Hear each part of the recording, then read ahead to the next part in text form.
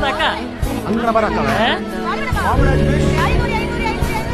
அக்கா படிச்ச புள்ளைய கட்டணும் ஏம்ண்ணே அக்கா 8ஆம் கிளாஸே பெயிலா போனத ரொம்பதான் பெருமை கிட்டீரு பாஸ் கையில வளர்க்கறாளே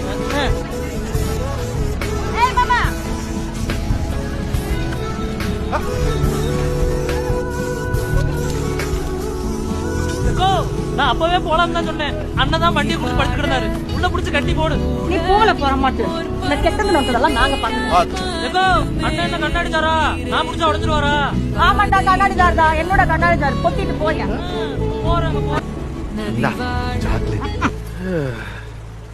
ஆலங்கட்டி மழை நெஞ்சில விழுது உன்னால